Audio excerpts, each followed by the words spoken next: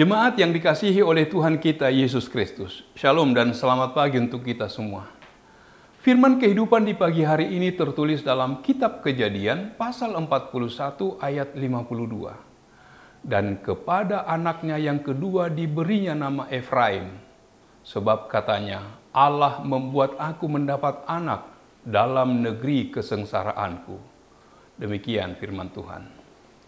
Saudara-saudara yang dikasihi oleh Tuhan kita Yesus Kristus, dalam kitab Kejadian pasal 41 ini, kita dapat mempelajari apa yang telah dialami Yusuf dalam perjalanan hidupnya.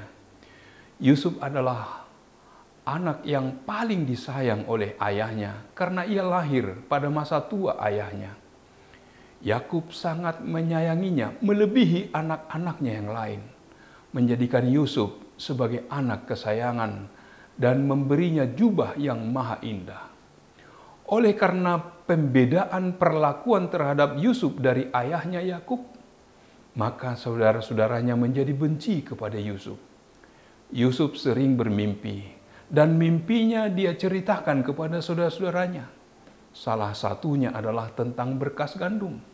Kata Yusuf, dalam mimpinya berkas gandum Yusuf berdiri tegak dan berkas gandum milik saudara-saudaranya tunduk menyembah kepada berkas gandum miliknya.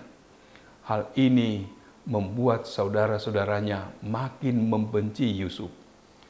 Yusuf diberi penglihatan dalam mimpinya dan diceritakannya kepada saudara-saudaranya. Adalah wajar dan manusiawi bila kakak-kakaknya memiliki perasaan kesal karena pembedaan perlakuan ayahnya terhadap Yusuf.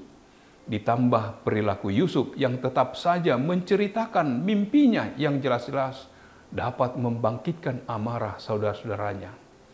Singkat cerita, semua itu menyebabkan suatu kenyataan positif di masa depan, bahwa Yusuf dapat menyelamatkan keluarganya dari bencana kelaparan yang melanda negeri mereka. Dari pengalaman hidup Yusuf, kita dapat memetik pelajaran yang sangat berharga dalam menjalani kehidupan. Ia penuh dengan roh Allah. Dikatakan, lalu berkatalah Firaun kepada para pengawalnya, mungkinkah kita mendapatkan orang seperti ini yang penuh dengan roh Allah? Yusuf dekat dengan Allah. Allah dijadikan sebagai penuntun hidupnya. Selalu menjalin hubungan yang akrab dengan Allah, sehingga ia dipenuhi roh Allah. Yusuf berhasil karena ia pandai dan bijaksana.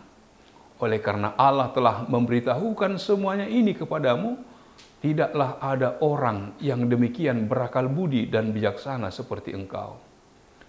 Yusuf pintar dan juga bijaksana. Banyak orang pandai di dunia ini, tetapi pandai saja tidak cukup untuk menjadikan kita seorang yang berhasil. Kita membutuhkan kebijaksanaan untuk memanage kepandaian kita. Menjadikan kepandaian itu tepat guna dan bermanfaat bukan hanya pada diri sendiri, tetapi juga pada orang lain. Yusuf juga dikenal sebagai anak yang rajin. Yusuf berumur 30 tahun ketika ia menghadapi Firaun, raja Mesir itu. Maka pergilah Yusuf dari hadapan Firaun dan dikelilinginya seluruh tanah Mesir. Dan kita tahu bahwa dia adalah seorang yang rajin, dan seorang yang rajin dapat mengerjakan bagiannya dengan cepat, tepat, dan produktif. Seorang yang rajin tidak pernah menunda dan menunggu pekerjaan. Apa yang dapat dikerjakan langsung dikerjakannya dengan baik dan maksimal. Yusuf menjadi orang yang berhasil karena dia bisa mengampuni. Yusuf memberi nama Manasye kepada anak sulungnya, sebab katanya Allah telah membuatku lupa sama sekali kepada kesukaranku dan kepada rumah Bapakku. Dari pengalaman hidup Yusuf, kita tahu betapa sulitnya kehidupan yang sudah dilaluinya. Ketika ia masih tinggal di rumah ayahnya Yakub, ia mendapat perlakuan kasar dari saudara-saudaranya. Keadaan itu bukanlah hal yang mudah untuk dilupakan.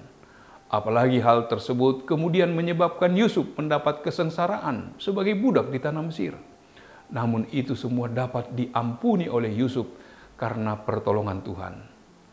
Melalui pengalaman hidup Yusuf, kita mendapat pengajaran untuk mengampuni.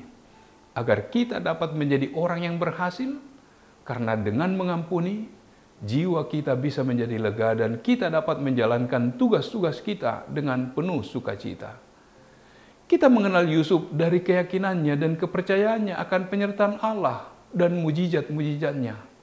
Dalam nas ini dikatakan, dan kepada anaknya yang kedua diberinya nama Efraim, sebab katanya, Allah membuat aku mendapat anak dalam negeri kesengsaraanku. Yusuf sebagai manusia mempercayai Allah sepenuhnya sebagai penolong dan pelindungnya. Ia juga meyakini mujizat Allah yang terjadi di dalam kehidupannya.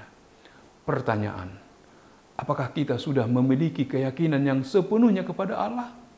Apakah kita sudah dapat berserah sepenuhnya? Dari Yusuf kita dapat belajar bahwa Allah tidak akan meninggalkan kita sendiri. Yusuf berhasil mengubah kegagalan menjadi keberhasilan. Kita harus berjuang dengan takut akan Tuhan agar sampai pada keberhasilan. Amin. Marilah kita berdoa. Allah Bapa yang bertata dalam kerajaan surga, puji syukur bagimu Tuhan yang menyertai dan memberkati kami.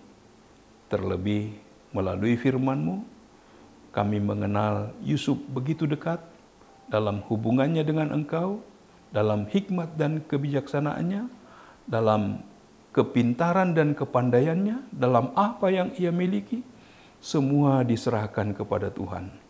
Biarlah kami dalam segala sesuatu yang kami alami dalam kehidupan kami dapat merasakan bahwa Allah berkarya di dalam semuanya, memberi sukacita dan kebahagiaan bagi kami. Yang terbaik itulah yang Tuhan sediakan bagi setiap orang yang takut akan Engkau.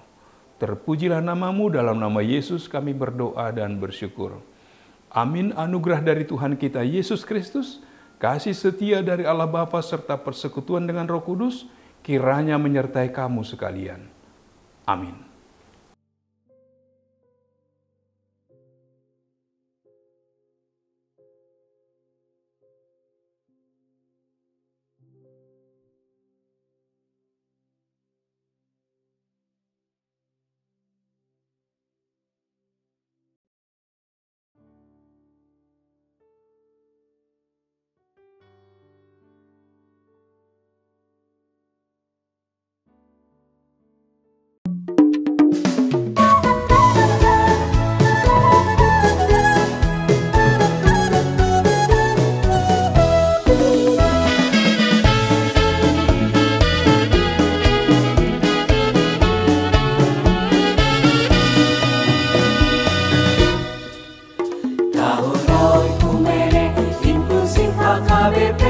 Proaktif menghadirkan kebaikan Allah, jauhkan diskriminasi dan juga rasis, agar terjaga kedamaian. Jauhkan diskriminasi dan juga rasis untuk kebaikan bersama. Kota Yesus waktu di bumi harus mengasihi musuhmu agar sempurna kehidupanmu seperti Allah Bapa. Agar sempurna kehidupanmu seperti Allah Bapa. Okumene mempersatukan umat manusia di bumi. Okumene selalu membebaskan orang tertindas dan termarginal. Kita semua saling mengasihi sesama manusia. Apapun agenda kita wujudkan keutuhan ciptaan Tuhan.